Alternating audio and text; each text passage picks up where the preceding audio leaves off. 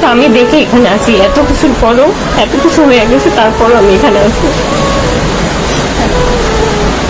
কিন্তু এগুলো নিয়ে যদি আমাকে সবসময় সাফার করতে হয় তাহলে তো কোনো কথা নেই। আমি চাচ্ছি না যে আমাদের এই সম্পর্কটা আর সামনের দিকে আগাক। ওরা ভালো থাকুক, আমি এখনো বলি যে ওরা ভালো থাকুক, এই জন্য আমি সরে আসতে। এটা নিয়ে আমার কোনো কমপ্লেনও নেই, কোনো অভিযোগ নেই। আমি আমার মুখটা এখন বাঁচতে চাই। এখন আমাকে যদি এভাবে বাঁচতে না দেওয়া হয়, কিছু করে ফেলবো, তখন আবার যেন আপনার আফসোস না করেন।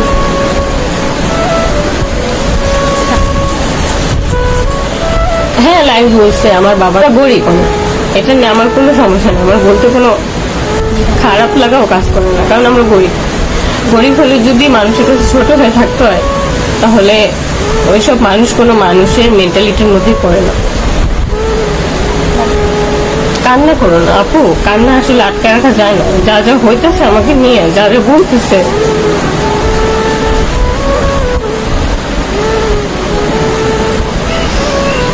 আমি যদি আমার মতো থাইকাও যদি আমি সব দিক থেকে প্রেশার ক্রিয়েট করতেছে আমার উপরে, তাহলে আমার মনে হয় না আমি বেশি দিন এভাবে স্টে করতে পারবো।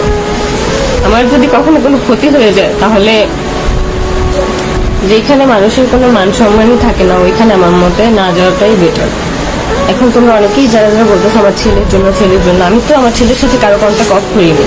আমার ছেলের সাথে যারা কথা বলবে বলবে, আমার কোনো সমস্যা নেই, আমার কোনোদিন থাকবেও না। যদি ওরকম থাকতো তাহলে আমি আজকেই কাউকে বাসায় আসতে দিতাম না। আর রইল আমার ছেলের ভরণ পোষণের কথা, এখন কে দুধ আর দায় করাচ্ছে আমি জানি না, কিন্তু আমি ভাবছি যে ওর বাবাই হয়তো পাঠাইছে। কিন্তু অনেকে কমেন্ট করতেছে যে না, তিশাপু যেহেতু গেছে, তিশাপু নিয়ে গেছে। এখন এটা নিয়ে, এটা যদি আমার ছেলেকে দুধ আর ডাইপার দিয়ে তারপর যদি আবার খোটার সম্মুখীন করে, তাহলে আমি বলবো যে আমার ছেলের কোনো খরচাদি কিচ্ছু দেওয়া লাগবে না। আমার তো খরচের কোনো প্রশ্নই আসে না এখানে। যদি আমি রাখতাম তাহলে আজকে ড্রেসটাই রাখতাম, কিন্তু রাখবো না। আর ব্যান্ড আর ওই যে হাতের একটা ব্রেসলেট, আমি চাই না এগুলো। কেন আমার জন্য নিয়ে আসছে?